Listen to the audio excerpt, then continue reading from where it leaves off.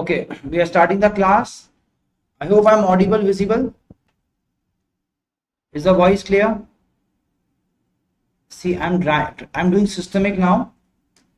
So, yes, I'm doing my level best. Okay. So I hope everything is fine. So I'm not in Delhi. I'm in Kerala, Calicut, taking sessions from there. Today we'll do systemic surgery also, okay, and we'll do it very rapidly. Time is precious, and anyhow, yesterday Jaisar took a very great session, so I think that is already taken up. So I'll not be worrying much about anything at all. Okay, fine. Let more people join in, then we'll start the session. PDF have already uploaded in the group, so don't have to worry about that.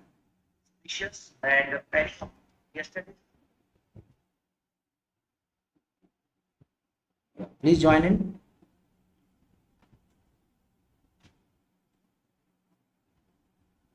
Yes. Yeah. So Optha, OBG, Pharma, Patho, Medicine, they are all pending. We'll take it later on. Okay, because time is precious. I also understand, but there's a limit to human. I took class since morning.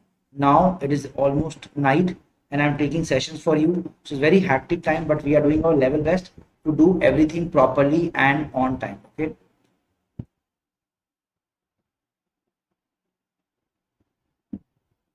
So please join in. We are starting another minute or two. Okay. So I hope we are doing well. And there's no problem whatsoever.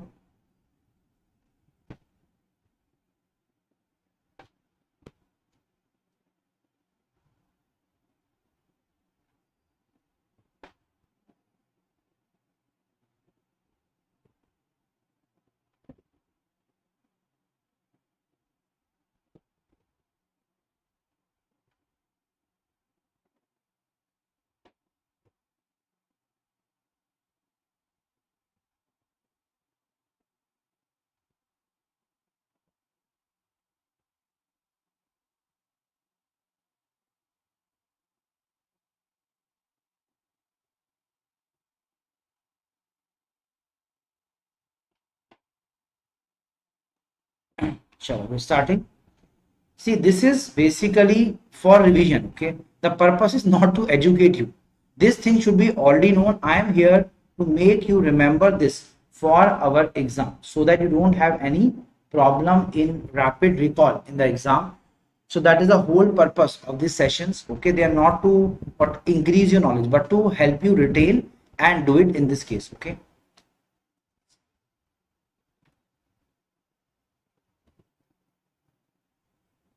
So we'll start in a minute or two.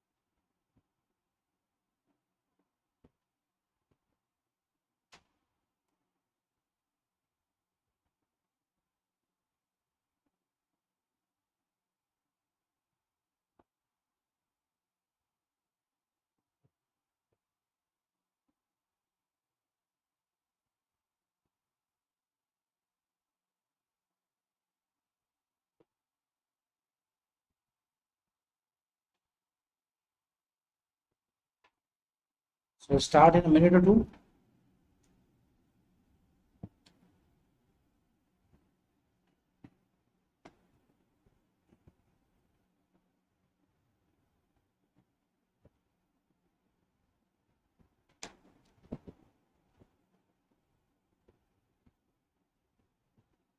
Good evening, good evening. Chal, let's start. So we are starting. Okay.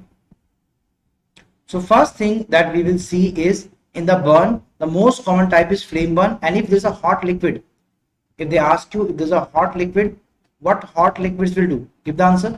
What will hot liquid do? Yes, scalds. That is causing scalds. Okay. And if lightning, it's filigree burns. Lightning is filigree burn.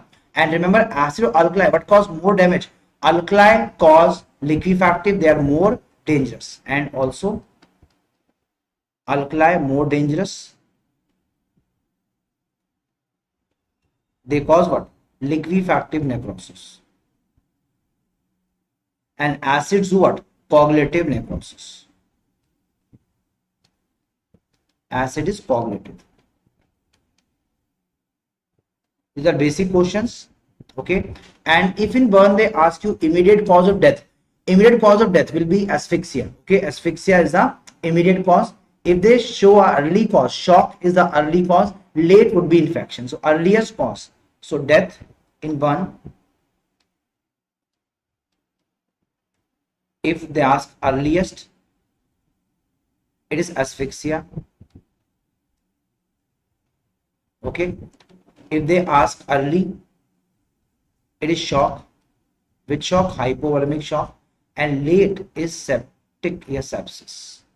These are all your previous year exam questions that have been asked. Now, in the burn they ask degree. For that we use the rule of 9. Then percentage. Degree means, sorry, first, second, third degree. That is the layer of the skin involved. Then percentage, we can use either palm rule 1% or we can use the Wallace rule of 9 or management Parkland formula or ATLS. We'll discuss it. Okay.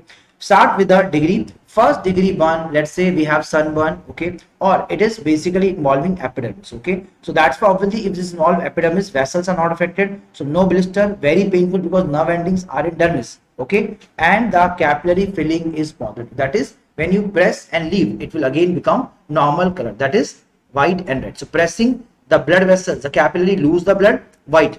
When you leave, they become. And it healing without scar. Why? Scar occur only when you enter the dermis. So that's why it is heal without scar in 5 to 7 days. So that is the case. Okay. Then second degree burn, they are also called as partial thickness burn, and they are two type basically. They are superficial or deep partial. Okay. Now in superficial or that is thick partial, what are the two types? Okay. In superficial, the blisters are present. In thick, since dermis is involved completely, blisters can or cannot be present. Okay. Then it is painful because nerve endings are in deep dermis. So thick are involving deep dermis. So that's why, since they are involving deep dermis, the burns are painless. Why? Because the nerve endings are destroyed. So free nerve endings are destroyed, and there is also loss of touch and pressure. Why? Because the nerve endings are gone. Here the capillary filling is positive, it is painful, and it heals without scar in 7 to 14 days. So it is very similar to which condition? To the first degree. But what is the main thing? In the case of superficial partial thickness, there is going to be what? There is going to be, it is full thickness. Okay. It is going to be what? It is going to be blister. Okay. Now come your full thickness burn. Okay. Now comes our full thickness burn. In full thickness burn, it is third degree where the subcutaneous layers are involved, and fourth degree is deeper tissue, that is bone or the muscle, that is called as charring. Okay. So now understand, in this case, what do you get? A scar formation. Okay. So eschar, E. So eschar is what you eat when you eat this kebab, etc. See black layer, that is what is called as a eschar. So eschar formation. Okay. Now, how do you calculate the percentage of the area? First degree burn is not included because there is no loss of layers.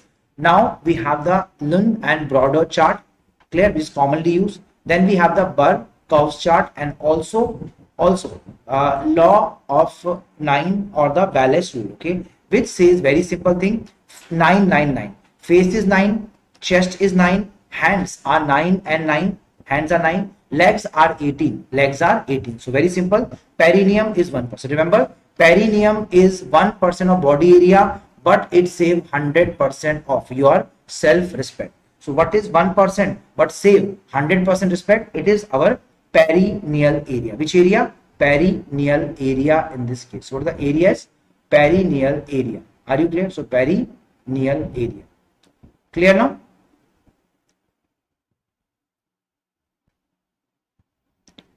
Next concept.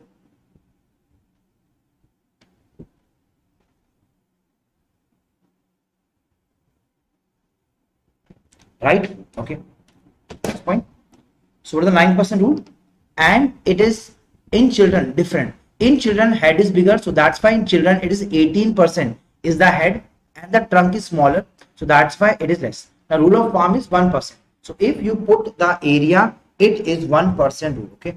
In children, it is 18% for the head, 18% for the trunk, abdomen, and the limbs are 7, that is 14%. But you increase 0.5% with age. So head will keep decreasing by what? 1 per year. So it will decrease 1 per year, 1% per year. And in the area of the leg, we keep increasing half. So ultimately legs from 14 reaches the 18, and the head will decrease from 18 to 9. So that's why just remember a very simple rule. I'll tell you. Remember child and adult. The child head area is 18. In adult, it becomes 9%. And in children, the leg area is 14. It becomes 18. How? 1 per year. So it is -1 per year. So that's why from 10 year onwards. Till what age? 10 year onwards. So that's why from 10 year, if you decrease 1, it will become 9. Are you clear now? And in child, we add 0.5% every year, per year. So in 9 years, it will become 9 into half, that will give 4.5. 4.5 if you add, it will give roughly 18. So that is the simple concept. So how do you reach 18% in adults? Answer is leg area keep increasing half, and in case of head, keep decreasing 1. So that's why you will ultimately reach which area? We will reach the adult proportions finally. So are you clear? So reach the adult proportions. Okay. So let's revise once again. Okay.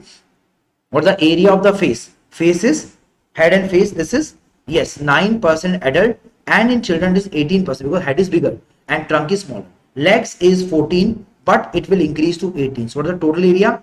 It is 9 into 11, 99 plus 1% perineum.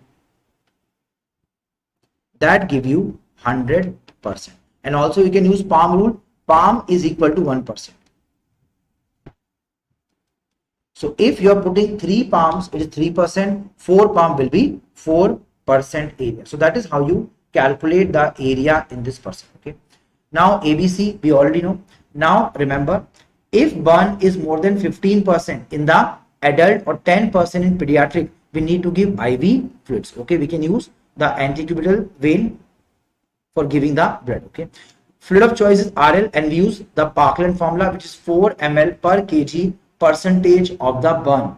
Okay, percentage of the burn. So let's say if it is 10 kg and the area burn is 10, so it will be 400 we will need to give. Okay, of 4 liter. Okay, so let's say it is 10%, 10, so that will be 400 ml.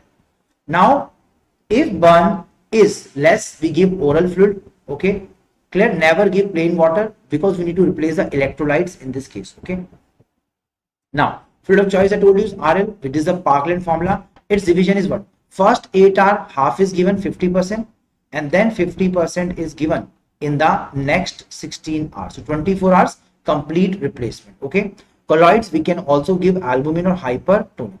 Blood is least important. Why? Because we are losing fluid, not the RBC. If there is a loss of skin, we lose the fluid by evaporation. So blood is not the main thing. The main thing is fluid replacement in this case. So the main thing, fluid replacement is the main thing here. Are you clear? Now adequacy of fluid is best assessed by again urine output, which is same as shock also. Same as shock. Requirement is given again by pulmonary capillary wedge, or you can see central venous pressure. The goal I told you, it's adult 0.5, and in pediatrics it's 1 ml per kg per hour. Now electric burn, basically it's mainly affecting the muscle, and there is what? Breakdown of muscle because the muscle contract with the this, and that causes renal failure. Okay, renal failure because of what? Acute tubular necrosis. Okay, now here the goal is urine output should be more than 1 in adult and 1.5 in pediatrics. Okay, fluid for Now, so next after fluid is pain. We can give opioids. Okay, IV opioid, morphine can be given.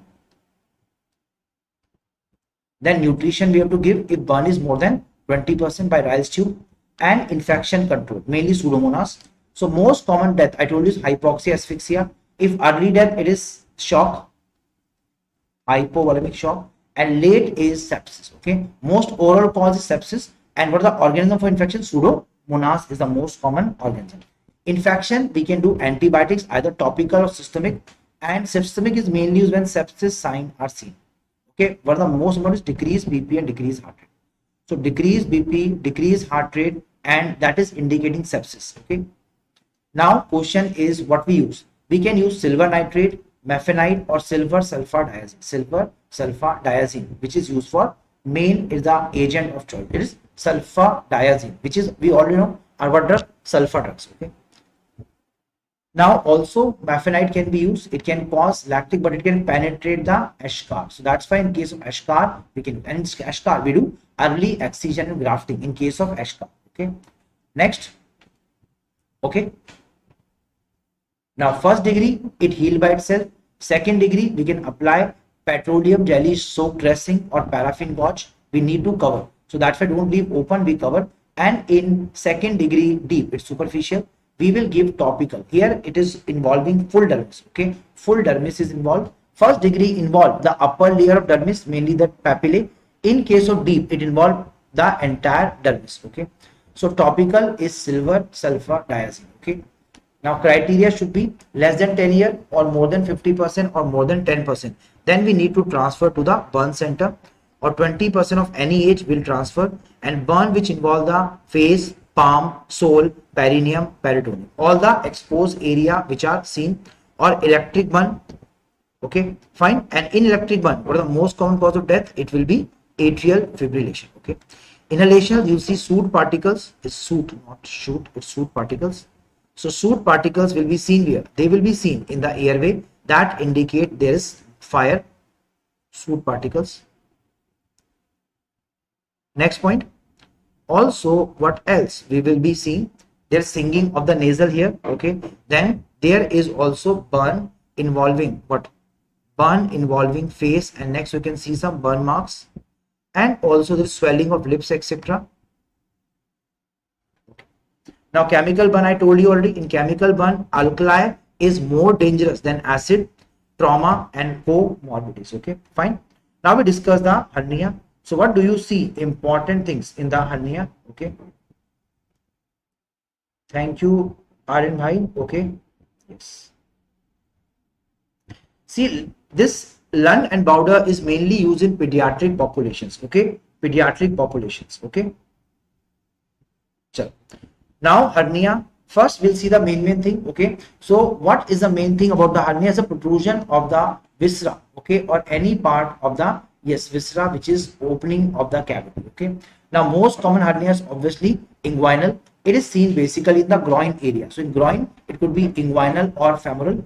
Then they are ventral through the anterior abdominal wall. It could be umbilical, incisional, epigastric, or splenian, or lumbar. Okay.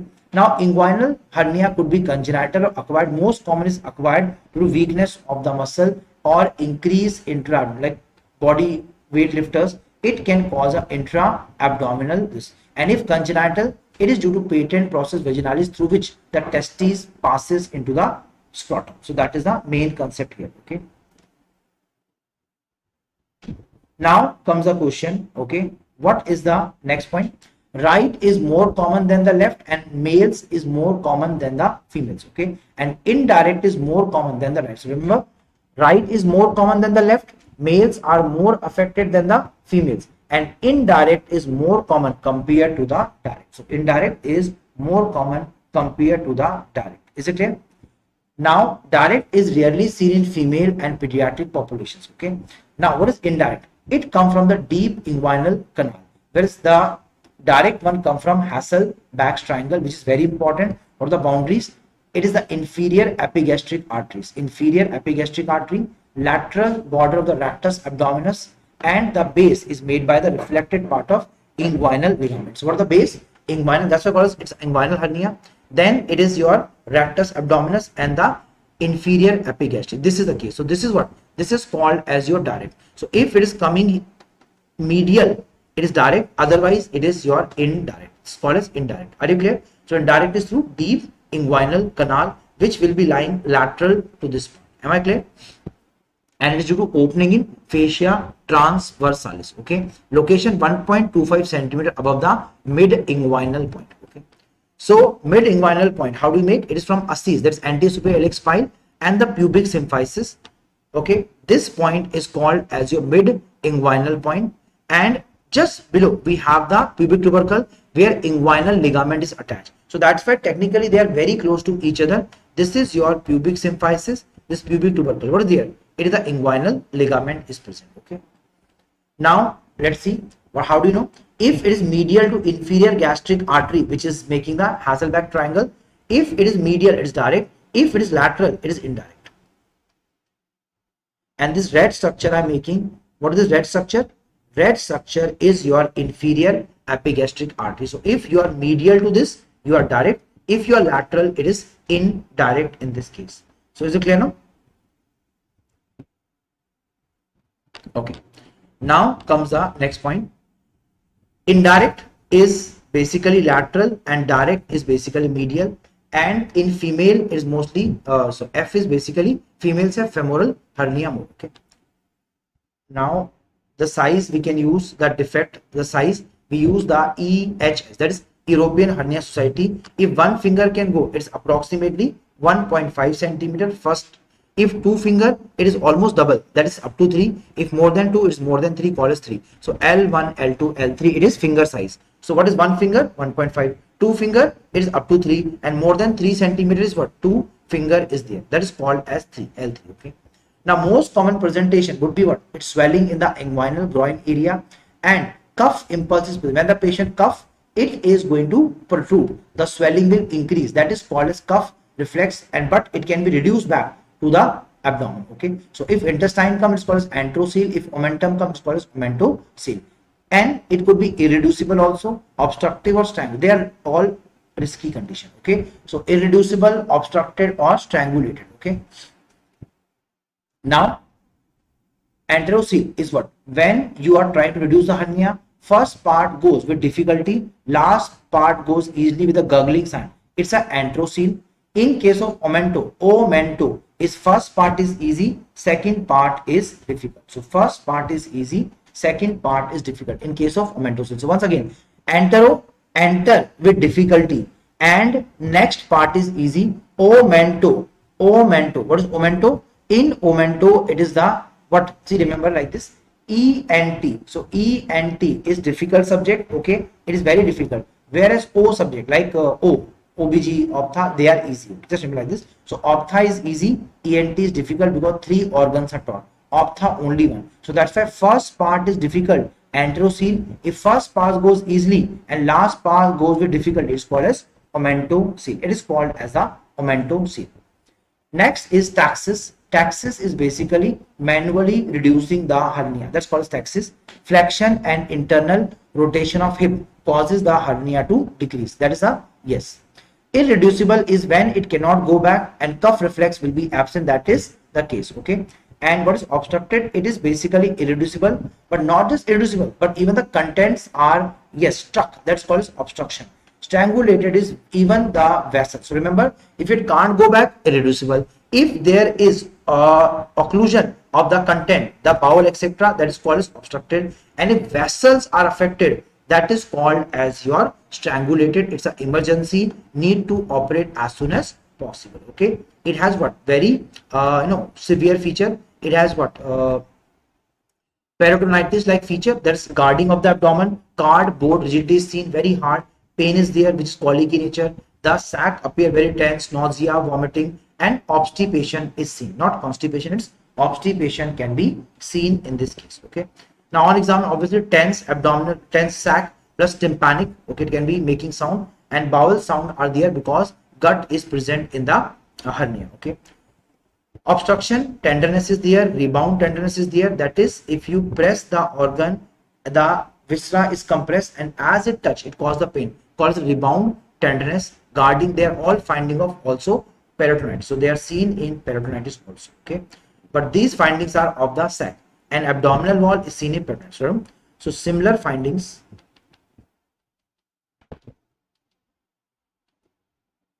in, yes, peritonitis. Peritonitis.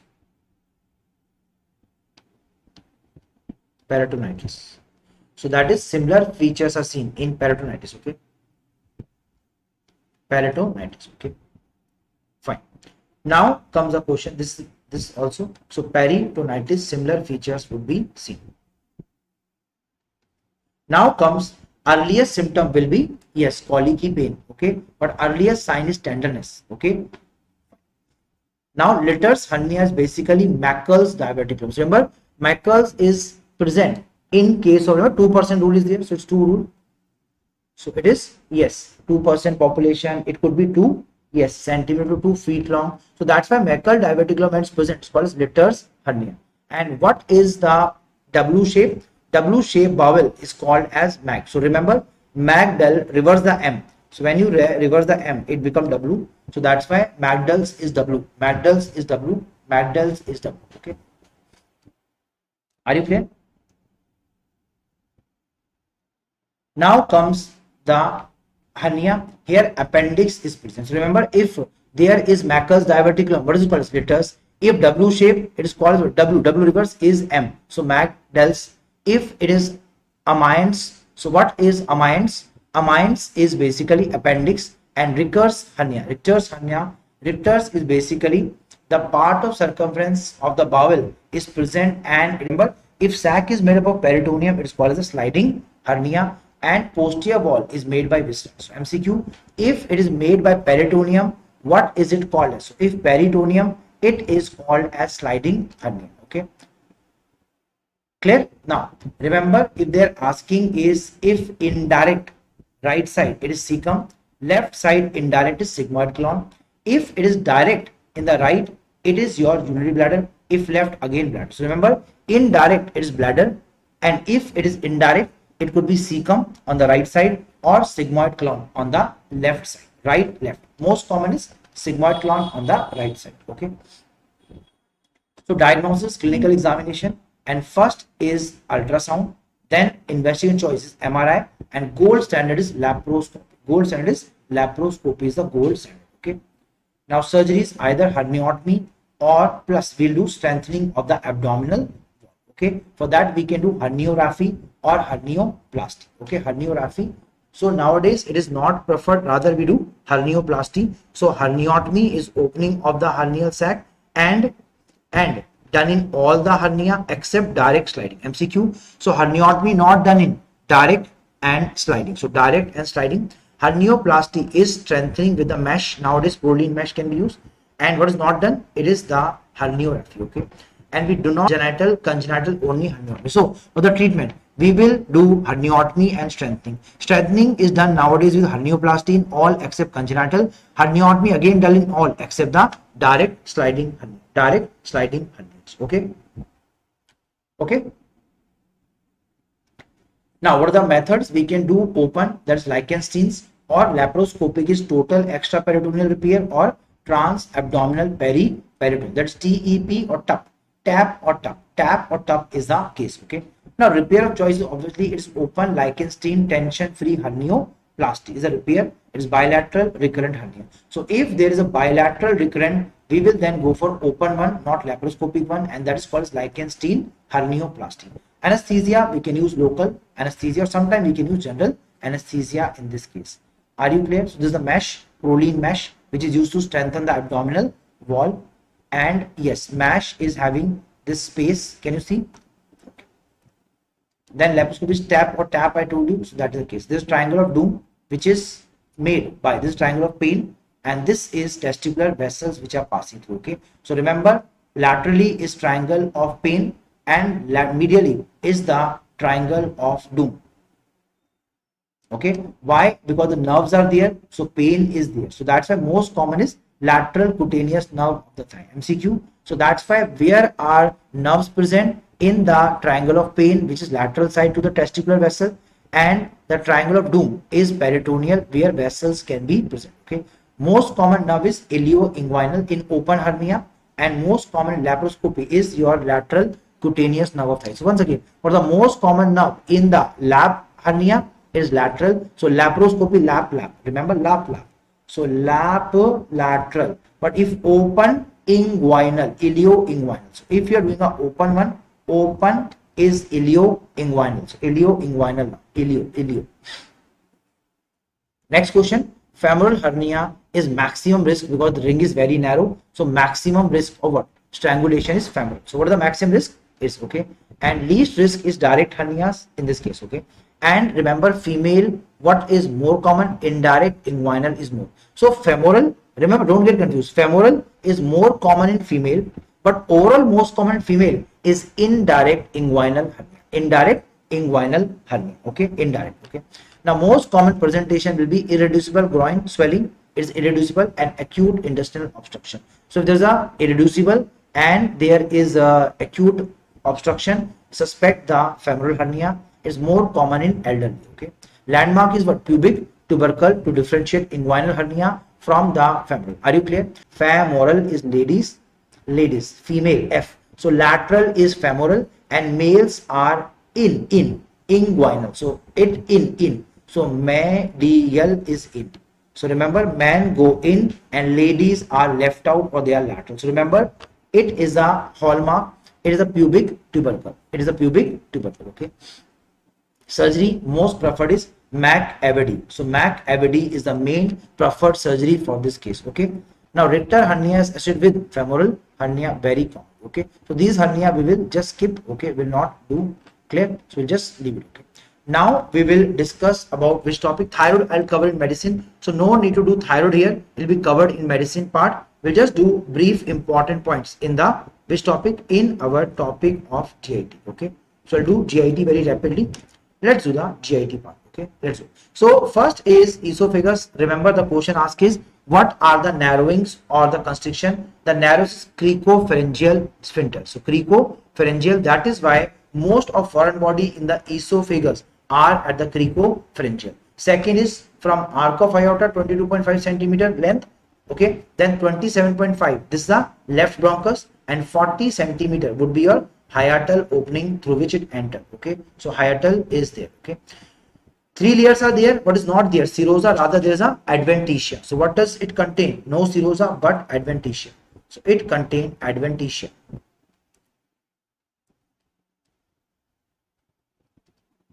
Okay, toughest layer, okay, is submucosa. So toughest layer is submucosa. And what do you take submucosa as? Mucosa, submucosa. It is taken as what? It is taken as a type of what? It is taken as a type of what? Answer is yes. We take it as a type of what? Yes. Take it as a type of what? Catgut suture. Remember, catgut. Okay. And abdomen is closed. What? Yes. Full thickness. Remember yesterday we discussed all these points. Okay. Let's continue. Okay. 2 sphincters are there. Anatomical is upper, lower is physiological. It is closed by physiological concepts, physiological methods, not by anatomical. Okay, so anatomical is yes, it is your upper anatomical, and lower is physiological. Okay, what is the mechanism? It is basically spasm of muscle at the lower end which causes the closure of the sphincter. Okay, now phases, you know, swallowing is oral, pharyngeal, esophageal. Primary swallowing, primary peristalsis is caused by swallowing. Secondary is by food. It's by food which cause, and tertiary is non-propulsive. Mainly they are not causing any movement. So primary is swallowing. This I discussed in physiology also. It is due to gap junction which bring the current from pharynx to the esophagus. Secondary is due to distension by food. So it's basically distension by food. Tertiary is non-propagative. Okay. Now comes the lining of epithelium is basically squamous. It's basically squamous. If it become adeno, it's Barrett esophagus, which is in lower 1/3, basically seen in GERD. So in case of GERD, the acid acts as an irritant. It causes a metaplasia. From squamous, it becomes columnar or intestinal metaplasia. Intestinal, and it's a red velvety appearance. So it is a red velvety appearance. Okay. Investigation, obviously barium swallow, upper GI endoscopy, manometry 24 hours, pH monitoring, or PET scan, CT scan, all can be done. Okay. Now let's see. Barium contrast, or we can use water soluble contrast like gastrographin. Barium itself is a contrast. Barium is, yes, opaque, so it appear radio opaque in the, yes, x-rays. Okay. Now barium swallow is the IOC for esophageal stricture, esophageal diverticulum, and webs and rings in the esophagus. And also it is the first investigation in achalasia cardia or CA. So remember, bird beak is a very narrow. If it is irregular is rat tail. So don't get confused. Bird beak is very sharp and straight, but if it is irregular but very thin, it is CA carcinoma. Okay, so CA or carcinoma of the esophagus. If there is like this is carcinoma. If it is like this, a bird's beak, narrow triangular shape, it is your achalasia cardia. Are you clear? It is irregular. The word is irregular. Here it is straight. It is triangular. So triangle is bird beak. Now diffuse esophageal spasm, we see corkscrew. So it will be corkscrew and nutcracker esophagus or jackhammers. These are the three main things we see in case of barium swallow. And swallow is for esophagus, meal is for stomach, and anema is when you want to visualize the lower part of the gut. Okay. Endoscopy can be both diagnostic also, or it could be therapeutic also. Therapeutic in case you want to stop the upper GI bleed in case of varices. So in case of varices, it is a treatment of choice also, and also removal of foreign body, dilatation, or per oral endoscopy, myotomy in case of achalasia, cardia, or PEG. PEG is percutaneous endoscopy gastrotomy for feeding. So that is PEG. Okay. And what about the diagnostic? Barrett's esophagus, upper GI is both therapeutic also and diagnostic in this case. CA esophagus is not therapeutic, it is only diagnostic or GERD or dysphagia to solids. Okay. Now CT scan with oral contrast is the IOC for esophageal perforation. It is for esophageal perforation. Okay. Now endoscopic ultrasound is best for depth of penetration or the staging, tumor staging of the CA esophagus. Okay. Investigation of choice in this case is your lymph node status in the carcinoma esophagus is the IOC. IOC for staging, PET scan is preferred. Okay. Followed by CT. And IOC for systemic study, then PET scan. Why? Because PET scan can give you metastasis. It is for basically metastasis. Most common site of distant mets in case of GI malignancy is always liver, except cholangiocarcinoma or anal carcinoma, which mainly goes to lung. So most GIT go to liver. Why? Because portal vein drain blood into this, so lymphatic are also going to drain into the liver side. But if there's a cholangiocarcinoma or anal carcinoma, it goes to lung. So anal cholangio lung. So anal L and this LL. So cholangio anal is lung. Rest all are liver. Rest all. Okay. Now confirmation of diagnosis of functional disorder. There the IOC will be manometry. Because manometry will be giving you idea about the, yes, pressure, etc. And that is for functional disorders. For functional, that's, and gold standard. They're not asking IOC. IOC will be manometry, but they're asking the gold standard. It will be pH monitoring. Okay, 24-hour pH is the gold standard for GERD. So for the gold standard for GERD, gold standard is our 24 hours pH monitoring. 24-hour pH monitoring. Okay. Now remember, dysphagia is difficulty in swallowing if solid and liquid, or liquid then solid. So remember, if it is functional dysphagia, that is solid liquid or liquid then solid, it is will do barium swallow. It's a physiological problem, not able to move, so we'll do what? Barium swallow. But if it is dysphagia to solid and then go to liquid, it's most likely a mass, can be a cancer, then we'll go for endoscopy. So achalasia is what disorder? Yes, it's a physiological functional disorder where the tone of sphincter increase, so that will cause solid and liquid, or solid then liquid then solids. Okay, but if it is start with solid and then to liquid, it is most likely a mass which is occluding. We'll go for endoscopy. So once again, functional dysphagia, we will have liquid then solid or both, and if it is solid then liquid, it is mass, and in mass we'll go for endoscopy. So once again, mass do endoscopy. If functional disorder, will do the barium swallow. Okay. Yes. Now GERD. GERD is basically gastroesophageal reflux disease, and what are the reason? Is most likely increased abdominal pressure or length of the lower esophageal sphincter tone. Okay. Gastroesophageal angle, there's the angle of his or the innervation, that is the right CNS of the diaphragm, okay, then slight fibers of cardia, mucosal fold. So they are all important for preventing the reflux. If they are having normal function, reflux will not occur. Else GERD will occur. There are two kind of GERD, typical and atypical. Typical mainly heartburn. Heart is missing, heartburn. So it is heartburn. So what the patient complain? Burning sensation, heartburn, regurgitation, he has eructation, and also odynophagia. Odynophagia. So these are the findings. In atypical, there's hoarseness, mainly early morning, recurrent laryngitis, also asthma and nocturnal cough. So if they are respiratory or sound problem, it's atypical GERD. If it is mainly yes burnings or regurgitation, it is your yes, okay, whether khatti dakar aa rahi hai, eructations aa raha hai, then burping, all these are seen in typical. Okay, so typical is GIT, atypical is mainly sound and the respiratory problem like coughing, asthma, wheezing. So wheezing will be there. Okay, atypical. Then investigation, I told you it will be endoscopy, but gold standard here is 24-hour pH monitoring. So what is the IOC? Endoscopy, but gold standard is 24 hours pH monitoring. D Masters score. So D Masters score is used. Management is obviously lifestyle modification, quit smoking, weight reduction, avoid alcohol, carbonated drinks, or take frequent small meals, and it should be last meal 3 hours before sleeping. Okay, and sleep with head and up. They are the yes preventive measure. And PPI 6 to 8 weeks. So 6 to 8 week of PPI and lifestyle modification. Okay, the link I have already given to all of you. So please use the link for your own use. Okay, now what are the indications of surgery? First, if it's esophagitis, it can cause, or Barrett's esophagus is there, stricture is formed, then we'll go for surgery. So they are pre-malignant. So it is pre-malignant.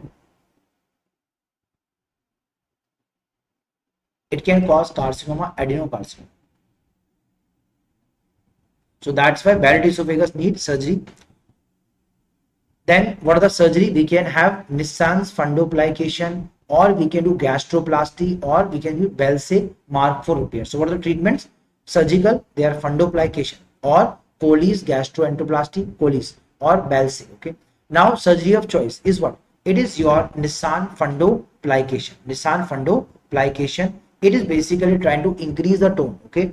Now what are the most common intraoperative complication? Is pneumothorax. Okay. So pneumothorax. Okay. General is gas bloating syndrome. So most common, if they ask you, it is your pneumothorax. It is in surgery, intraoperative. If later or after general, in total is gas. Barrett, I told you, it's normally it is squamous epithelia. It convert to columnar epithelia, that is called as meta. And if it become adenocarcinoma, it's irreversible, is a proper neoplasia. Okay. Most common, I told you, is intestinal metaplasia because there is columnar cells. Normally it's squamous cell. So it's squamous epithelia. Hallmark is goblet cell, which are present here. Goblet cells secrete mucus. So that's why they are present in stomach and intestine, not in esophagus. Again, IOC is endoscopy, called as chromo endoscopy or stained endoscopy. Okay. So it is used to visualize the Barrett's esophagus. What is the dye we use? Alcian blue or methylene blue. So blue. So we'll use blue to see achalasia cardia. Achalasia cardia is the case. Now, treatment is obviously laparoscopic Nissan fundoplication. So in this case, again the treatment is what? Nissan fundoplication. Treatment is what? It is again Barrett. We give what? High dose PPI, annular endoscopy. Okay. Now, if it's a hiatus hernia, again IOC CT with oral contrast, followed by barium meal in the Trendelenburg position. So if there's a hiatus hernia, the investigation choice is CT scan with oral contrast. Once again, CT scan with oral contrast followed by barium meal. If it is Barrett's, what we do? We can do, yes, laparoscopic fundoplication. Okay, because again GERD is the main factor, so we want to prevent the GERD. And also we can do lifestyle modification, sleep with what? Head in the upward position, and also what? Not having the heavy meal 3 hours earlier than the sleep. It should be 3 hours before. Plus also stop smoking, stop alcohol, gas, carbonated. All these things are important findings in this case. Are you clear? Now type 1 is sliding type. If it is sliding, its features are similar to GERD. If it is rolling type, it is paraesophageal. It has retrosternal pain. It's not burning but colicky. So if there's a colicky pain, not burning, it is your roll. So roll is retro, rara. So roll is retrosternal pain, and sliding is acid. Sliding is GERD. Slide in the GERD. Slide GERD. Slide GERD. So sliding has GERD feature. Acid typical one, okay, like acid burn, this eructations or the reflux, okay, that is the case. Surgery, again laparoscopic Nissen fundoplication. Third is mixed one, where both are there, and C is mixed with other abdominal context. So this is the opening, hiatus is opening in the diaphragm. If it is, this is what, this is your type they are showing, this cardia which is going through the hernia, okay, fine. Achalasia cardia is basically mega esophagus. There's an increased tone of the LES, and if there's an increased tone, why? Because of lack of relaxing neurotransmitter. Which one? NO and VIP, they do vasodilation. So what do NO, VIP do? Physiology, they do smooth muscle relaxation. If there's the absence of these neurotransmitter, the GIT will have increased contraction, and that is causing contraction. So what are the neurons? Inhibitory neurons in the Auerbach plexus, which we discuss in physiology. Auerbach spelling is wrong. It should be AUER. Okay, spelling I told you already, not very good in this PDFs because they are not written by me. My handwriting is not this good. It's written by students. So Auerbach plexus, and what they do? They relax via NO and VIP, vasointestinal peptide. Okay. So what are the results? The LES cannot relax. Is a high tone. So that is why it's the reverse of GERD. So you can say it is opposite of GERD. Okay, and since sphincter tone is increased, esophagus will dilate. That's why it causes this mega esophagus. Age is again mainly slightly increased age group, adults 30 to 50, and female more than male. Female more. So the dysphagia to liquids than to solid. Remember, liquid than to solid. Okay, and dysphagia to both. That is functional problem is there. And I told you, if it is what condition? If it's solid than liquid, then it should suspect mass. So in case of mass, it is solid then liquid. In case of achalasia or functional, it is liquid then solid or both together. Are you clear? Why? In functional, the moment you take anything, it trigger contraction and cause dysphagia. If mass is there, the passage is very small, liquid can pass, solid cannot pass. So if there's a mass, it will affect what? If there's a mass is there, so mass will affect what? Solids more, liquid less. But functional, the moment you drink something, spasm of the esophageal muscle, and that causes the, yes, the feature of dysphagia. Are you clear? So that is very, very important in this case. Now, next question, chest pain can, so investigation, barium swallow. Okay, but what is the initial? It's manometry. It's manometry in the case. Okay, I told you always what was the discuss here. So we discussed this already. What we should do? Functional lesion, or in case it is a, yes, what lesion? It is a mass. Classical finding in X-ray, you see air fluid level in mediastinum and absent fundal gas. So therefore, in the stomach, this fundus area is filled with gas. So now there will be no gas in the fundus of the stomach. Okay. So what does the stomach fundus contain? So fundus contain the gas.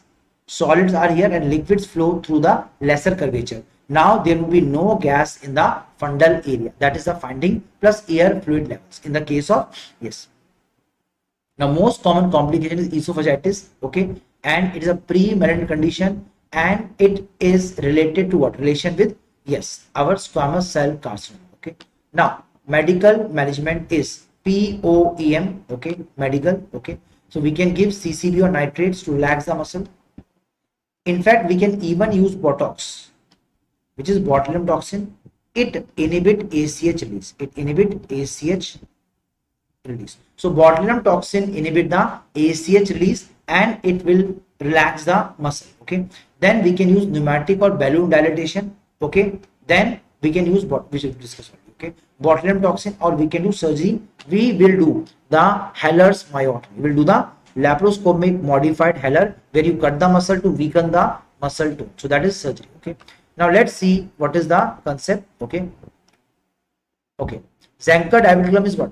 most common diverticulum of esophagus, and it is true if all layers are present, mucosa, submucosa, muscularis and serosa. False is only one layer. Okay. Then tractional type is pulling from the outside. Pulsion, okay, propulsion type is basically pressure problem, out poaching is there. So that is a propulsion type. Okay. Now weakest area in the pharynx is Clehan dehiscence. So it is a Clehan's. So remember dehiscence, kill the weakness. Weakness. So clear. So remember killers are always attacking weak. So remember Clehan's is the weakest area in pharynx. Okay, and that causes the pouching. Okay, what is the location? It is between the upper oblique fibers of inferior constrictor muscle of pharynx. Okay, okay, and that is the most common area. Is it clear now? And next point, between cricopharyngeus and thyropharyngeus muscle. Okay, now opening is midline and sac is left sided posterolaterally. So are you clear? So sac goes where? Left side posterolaterally, left posterolaterally in the midline. Okay. Now most common age is more than 50 years, because as the age increase, weakness will keep on increasing. It is more common in male, whereas achalasia were more common in female. Age group was 30 to 50. It is more than 50 years and more in male. So that is Zenker's. Okay. Most common dysphagia and choking spell. Okay, choking spell, dysphagia and foreign body sensation in the neck. So the three finding: dysphagia, choking and foreign body are the features of which condition? They are the features of our which condition? Yes, so they are seen in which condition? In case of our, yes, Zenker's diverticulum. Are you clear? Fine. IOC again, barium swallow. Here it is IOC. Okay, and also there is halitosis, that is bad breath. It is bad breath. Why? Because of infection and bacteria can grow in this food accumulated, which cause smell. So it's foul smell, foul breath smell. Then if less than 2 centimeter, myotomy, or if more than 2, endoscopic stapling, or we can do endoscopic diverticuloesophagostomy. Okay, also called as Dahlmann's operation. So Dahlmann's, okay, is very similar to our name Duhamel. Duhamel is used for which condition? Duhamel. So what is Duhamel used for? Tell me. What is Duhamel's used for? Yes, Duhamel is used for Hirschsprung disease. Hirschsprung disease, which is aganglionic megacolon. Okay, but if it is what? It is your this Zenker's, we use Dahlmann's operation. Okay, most common complication is aspiration pneumonitis. Aspiration pneumonitis. Okay, Duhamel is Hirschsprung disease, which is aganglionic megacolon. Very good. Now esophageal perforation, most common can be iatrogenic, and if it is iatrogenic, okay, clear, it is mainly basically what? It is endoscopy. So endoscopy is causing iatrogenic, that is during instrumentation, and most common if spontaneous, it is barotrauma of esophagus or Bor-Have perforation. Bor-Have's perforation. Okay, but the most common presentation: severe retrosternal pain or upper abdominal pain, vomiting and subcutaneous emphysema. It's called as macular striatum. So what is the macular striatum seen in esophageal perforation? And also if infection, it could be fever, and we can see also pleural effusion to the left side. Okay, now what is the treatment? Nil per orally, IV fluids, antibiotic and anti-inflammatory agents. Okay, so that is the treatment. Okay, now CT scan with oral contrast we will use here. Remember perforation we discussed, we use what? We use the contrast, water soluble, yes, esogram will do. Okay, so esophagogram we will get.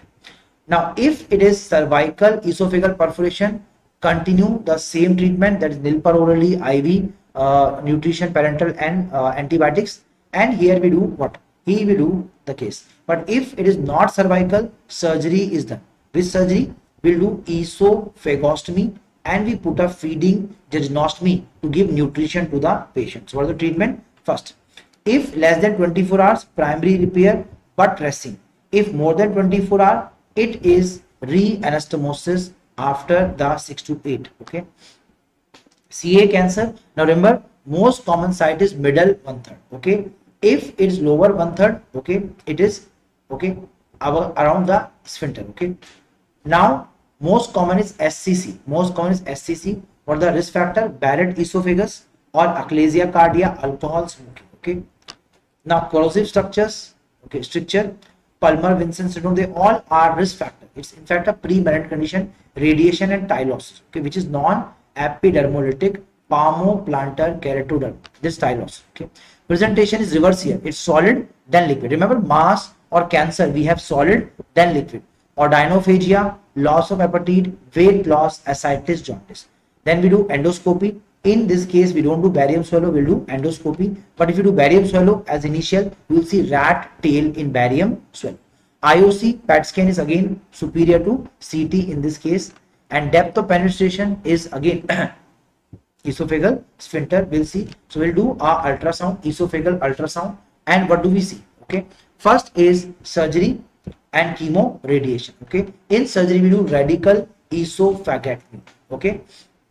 Which could be total, and साथ में क्या करेंगे? Lymph adenectomy. So we'll remove the lymph nodes, regional lymph nodes. Okay, clear? Fine. So we'll just skip this part. Advanced, if this advanced is distant, there's no need of surgery. We just do chemotherapy or palliative care. Okay, chemotherapy. We just case. Okay. Stomach. So anatomy, I'll not discuss the stomach anatomy. This is all covered in anatomy class. Okay. So we know vagus cause what? It causes the acid secretion, also cause gastric emptying, everything. Okay. Now, gastrectomy could be partial, subtotal or total. Partial, subtotal or total. Now, Billroth 1, stomach and duodenum. Billroth 2 is gastrojejunostomy. Okay, we connect the stomach with the jejunum. And it's called as RUXNY, RUXNGJ, RUXNY, RUXNJ. Okay. Now, these are the various types. This Billroth 1 and Billroth 2. Billroth 1 and Billroth 2. What's Billroth 1? Billroth 1 is stomach and duodenum. Billroth 2 is gastrojejunostomy. Gastrojejunostomy is Billroth 2. So we are connecting jejunum with the stomach and we remove the middle part. Okay, fine.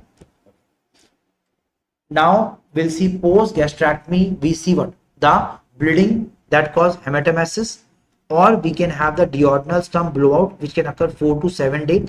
Dumping syndrome is basically increased insulin, which cause hypoglycemia. And also diarrhea is there, plus micronutrition deficiency, mainly iron. Why? Because iron absorption require SCl. Why? Due to less iron. So less SCl. And also vitamin B12. Why? Because the intrinsic factor of Castle is missing. Less intrinsic factor of Castle. And also calcium, because calcium also need SCl. Need SCl. So iron, Fe2 plus, calcium, they are all deficit, plus gallstones. Okay, so that is the gallstones in this case. Okay.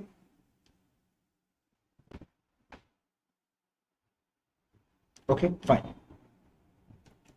See, GA mostly will not harm the brain. Okay, GA, if used properly, is one of the safest methods. You don't have to worry about any long-term complication. Okay, now I'll just skip this part. It's the mechanism of how the insulin surge cause the hypoglycemia in the case of what? In the case of dumping syndrome. So first, patient is hypovolemic.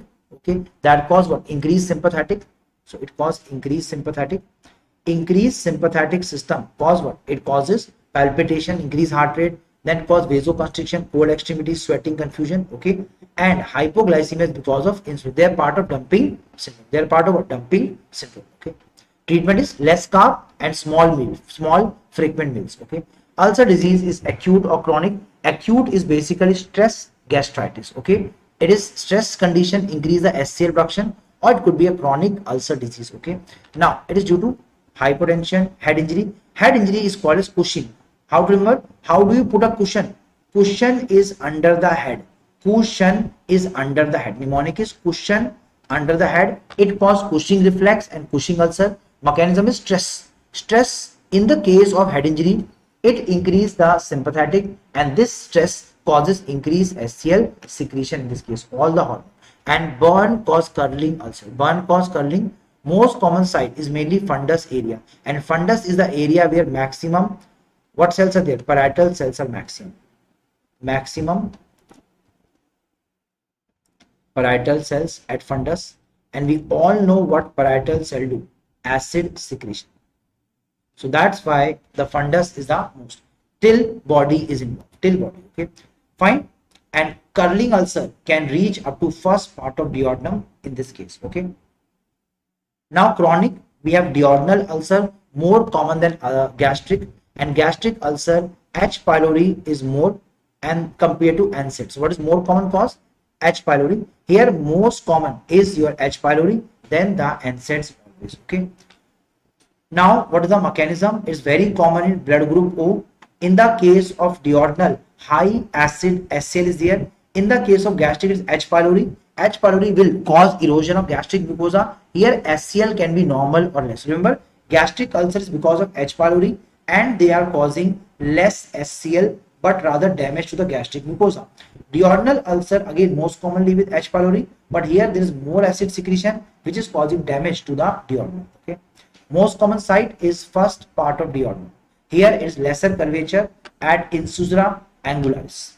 Now indication of surgery in peptic ulcer disease is intractable, not responding to medication, or PUD is causing complication. Then we'll go for what? Surgery. Duodenal ulcer, surgery is the choice. What is the treatment? High selective vagotomy to decrease the HCl. Why? To decrease HCl, yeah, acid secretion. So that's why we'll go for what? High selective vagotomy. High selective vagotomy. Okay. Clear? Okay. Next is best surgeries, truncal vagotomy with entractomy. So once again, truncal vagotomy with entractomy. Okay. And it's done if there is recurrence and high morbidity. Okay. So what is the risk of recurrence more? It is in case of what? High selective vagotomy. Where recurrence is less, truncal vagotomy recurrence is less. But morbidity is more because you're doing a entractomy also. Okay. Now what is the treatment for chronic duodenal ulcer? Okay, treatment. It is HSV. Okay, highly selective vagotomy. If recurrent, we'll go for total vagotomy, truncal vagotomy with entractomy. But what is the problem? It is causing recurrence. Side effect or complication is recurrence. So if it reoccur, what we will go for? So reoccurrence. So if reoccurrence, we will go for yes, TV with entractomy. Okay. Now what are the complication of peptic ulcer? Most common is bleeding followed by perforation. So what are the most common? Bleeding, then followed by the perforation, and it is followed by GOD. What is GOD? Gastric outlet obstruction. GOD, gastric outlet. So what is the most common? Bleeding. What is the most common? It is bleeding followed by gastric outlet obstruction. Now if perforation due to peptic ulcer, remember more chance of perforation is due than the gastric one. Why? Because of very simple fact. Brother, the mucosa and this very thick in the stomach, so chance of perforation are less in the stomach. Why? Thick mucosa, so less thick mucosa and defense barrier, that's why less chance of perforation. Okay, now remember, anterior ulcer cause perforation, posterior mainly cause bleed in the stomach bed. So that's why anterior is perforation, posterior is causing bleeding. So remember this. So anterior is causing what? Perforation, posterior causes the bleed. So पीछे bleed करेगा, आगे फट जाएगा, आगे perforate, पीछे bleed. Okay. Now comes the question, what else do we also see in this case? Most common pain is what? Severe sudden stabbing which goes backward is the pain. Okay. Plus epigastrium can be involved. So that's why for the pain, stabbing pain indicate maybe a perforation is there. Plus vomiting, abdominal distension, obstipation can also be seen. On examination, it is peritonitis because whenever perforation, the content of stomach can leak into the peritoneum and it irritates the peritoneum causing peritonitis. So rebound tenderness, guarding rigidity due to contraction, increased tone of abdominal wall muscle contract, and that causes our guarding. So you cannot palpate the abdomen. It's very hard. What hard? It is what hard? Cardboard rigidity. It's called as cardboard. Also called as cardboard rigidity. Cardboard. Why? It's very, very hard. Called as what? Cardboard rigidity. Okay. So these are the features of peritonitis. Suspect what? Acute gastric involved. Okay. Now concept is what is the treatment again? NPO, IV fluids, IV antibiotics, and also we give IV anti-inflammatory agents. What are the investigation for pneumoperitoneum? It is gas under the diaphragm. We will see in chest X-rays. What do you see? Gas under the diaphragm. But most sensitive will be CT scan. will be CT scan. Okay, why? Because the gas will be seen only in 60% in the X-ray. Okay, now if pneumoperitoneum is present, gas is seen under the diaphragm, like dome of diaphragm, then we do exploratory laparotomy and we will confirm the duodenal perforation. Then we will do Graham's patch repair. So once again, if perforation is what severe what pain, which is what do you say the word? It is penetrating and stabbing kind of pain. So stabbing, if someone is stab you, and what you do? You will do X-ray. We can see gas or CT under the diaphragm. Then we'll do exploratory laparotomy, and after that we can close the perforation with what? Modified Graham patch repair. Modified Graham. Okay, and also we can do buttressing of the this with momentum. That's the case. Okay. Now treatment of choice for duodenal perforation, again it is what?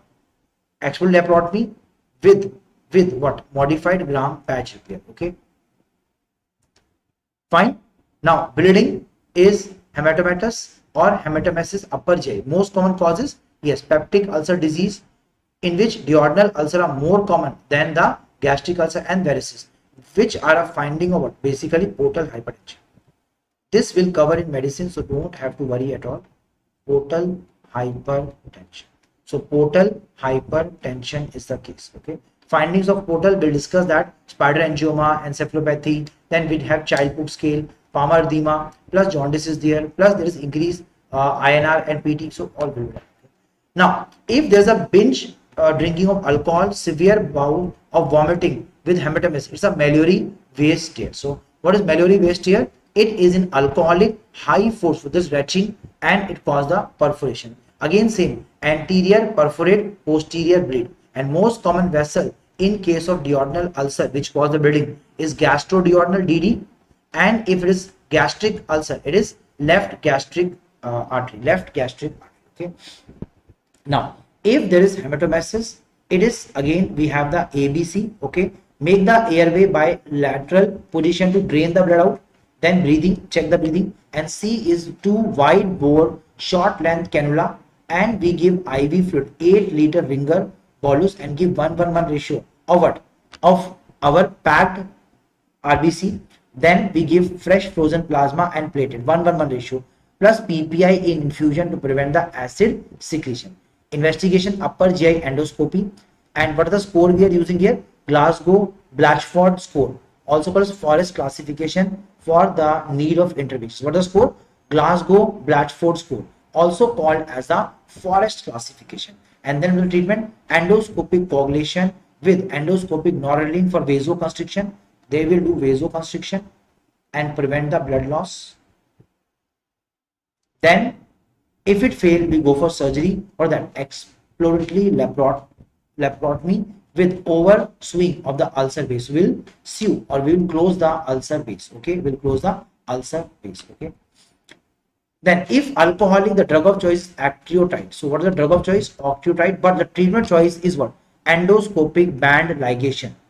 Okay, endoscopic band ligation or sclerotherapy. Okay, so that is done in this case. We can also use somatostatin or terlipressin, but best is octreotide. Okay, and if it's non-bleeding varices, we go for beta blocker propranolol. Okay, so bleeding varices we give octreotide. And what the treatment? Endoscopic band ligation. Endoscopic band. We can also Sangstaken Blackmore tube. Sangstaken Blackmore tube can also be used, but it is not easy to do. Okay, and we can repeat the endoscopic band ligation if bleeding continues. Okay, we can also do tips, which is transjugular intrahepatic portosystemic shunt to decrease the portal pressure. It will decrease the portal pressure. Summary: if there is an alcoholic with tear and there is severe bout of vomiting, this is your Mallory Weiss. If it is bore heavy, it's barotrauma of esophagus, and here there is, yes, esophageal perforation, emphysema.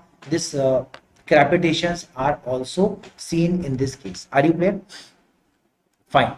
Then infantile hypertrophic pyloric stenosis. It's an autosomal dominant condition seen in first male newborn child, firstborn male child, and it start presenting around 3 to 4 weeks. It is vomiting, which is non-bilious because bile cannot come. Why? Bile come from duodenum. Since there is a pyloric stenosis, how can bile come? So it is, yes, it is non-bilious initially projectile, later become non-projectile. Why non-bilous? Because it is above duodenum. Bile is secreted in the duodenum by the bile duct. Okay. Olive shaped lump in the epigastrium with projectile vomiting, non-bilious, and 3 to 4 weeks is indicating of what? Indicating of our congenital, yes, pyloric, hypertrophic pyloric stenosis, okay, infantile. Confirm with ultrasound. And what are the person having? Since there is a SCL loss, SCL loss causes metabolic alkalosis with low chloride and low potassium. So hypochloremic, hypokalemic, metabolic alkalosis. Okay. If long standing, it causes paradoxical aciduria. Why? Kidney start doing reverse. Kidney will start what? In alkalosis, kidney should lose bicarb and preserve what? Preserve what? Preserve the what? Acid. Here reverse occur. Aciduria is mainly because of potassium. It is due to potassium. This will discuss in medicine. So potassium and aldosterone. How we'll discuss that later. Okay. Now best time to palpate is after the vomiting. Okay, that is during the feeding. You'll see more lump. Why? Because stomach will keep getting distended and the lump is fell. After vomiting, okay, and during feeding. Okay. Now first line is correction of electrolyte disturbance, that is potassium, which is hypokalemia, which I discussed. It's causing the aciduria.